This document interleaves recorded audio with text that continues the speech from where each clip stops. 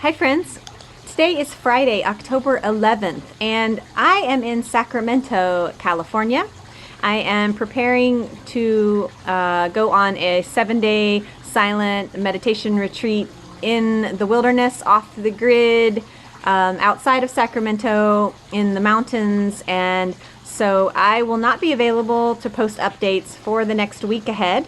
So for this post, I'm going to lay out the dates and the moons for this week to come, and so I won't have any access to post on an ongoing basis. So use this post, which will be longer than usual, but use this as a map, a road map for the week ahead, and as a way to plan your activities according to the moon for this next week ahead.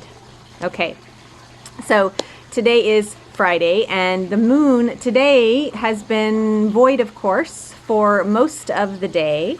This evening is shifting into the sign of Aries. It will be an Aries full moon tomorrow, Saturday, and Sunday. A big, beautiful, bright fire moon in Aries. Aries represents a new beginning. It's the beginning of the zodiac cycle. Aries is very much a fire energy. It's very instinctive and impulsive. This weekend is an excellent time to celebrate. It's an excellent time to shine brightly. Make sure you spend some time out under the moonlight over the weekend. It's a perfect time for fire ceremony. If you can make a fire and honor and celebrate all of that which you have been growing and has been coming to fruition. It's a beautiful full moon energy this weekend in Aries.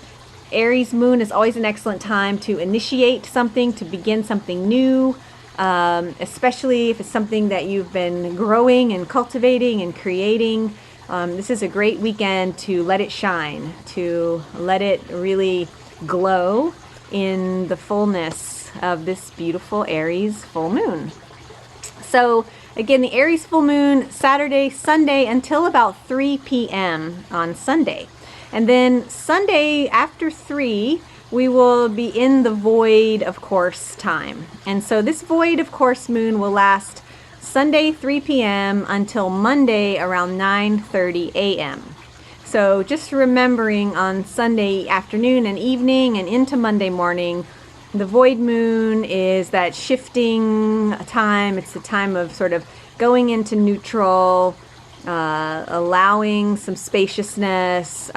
So let the end of the weekend going to be a time to relax and unwind and let go and move, consciously from the fire sign of Aries toward the earth sign of Taurus. And then on Monday at 9:30 a.m., the moon will still be in a full state and will shift into the earth sign of Taurus. So nice grounding, nurturing, nourishing fullness in Taurus on Monday, all day from 9:30 on, and then all day Tuesday and Tuesday night until Wednesday around 2 a.m. So we have 2 good full days, Monday and Tuesday, of Taurian energy. Earthy, grounded, full, nurturing. Taurus earth moons are an excellent time for getting productive work done, for nourishing and nurturing ourselves. This beginning of this next week is a great time for planning meals, for working with our values and what really feeds and nourishes us, what we really want to invest in, what we really want to grow into. So Monday, Tuesday, really soaking up that fullness of the Taurus nature. So that will be Wednesday until 2 a.m. and then we'll have a void moon on Wednesday all day. So from 2 a.m. until 7:30 p.m. on Wednesday, it will be a void, of course, moon. So planning that shifting, that neutral time, that in between, between the earth, the Taurian, earthy groundedness, moving towards the Gemini air. And so that just knowing that Wednesday is going to be kind of a transitional day. planning ahead for Wednesday to be kind of a day to, perhaps take it a little more easy, not make any big major decisions, but just take care of routine tasks. Wednesday will be a great day for sort of taking care of the mundane and making the minor decisions that are just, part of daily life. Okay. Then Wednesday, 7:30 p.m., the moon will shift to the waning gibbous phase in Gemini. So we'll be shifting into the air moon of Gemini on Wednesday night, and we'll be in Gemini for Wednesday night all day Friday and all day Thursday and all day Friday until 7 p.m. So nice long stretch of air moon, Gemini moon at the end of this coming week. Thursday and Friday are great days for communication, for networking, for reaching out, for making connections. It is a waning gibbous, and the waning gibbous phase is so much about what we have to share. It's kind of the harvest time. The moon is still very bright and strong, but it's starting to wane. And so it's an opportunity to look at, what do you have to offer? What do you have to communicate? What do you have to share with others? What can you disseminate, right? What can you spread and network and share? So think about that on Thursday and Friday. What do you want to share with others and communicate to others and put out there? The air moons tend to be times when we feel a little flighty, especially during the Gemini moons. It's hard to stay focused on one thing. We kind of want to jump around from one thing to another, and that's very much the energy of that time. So kind of work with it, go with it. One thing to be mindful of during Gemini moons is really be mindful of your speech, of what you say and how you say it. There's so much energy during Gemini around communication and talking with others. And so just really practice some mindfulness around how you phrase things, how you put things, and also listening to your internal speech. How are you speaking to yourself? How are you sharing with yourself? How are you communicating with yourself?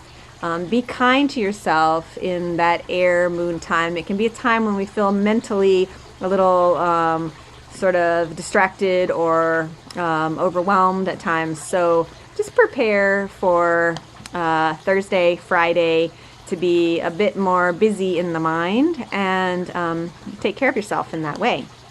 So then on Friday at 7 p.m., we will go into another void of course.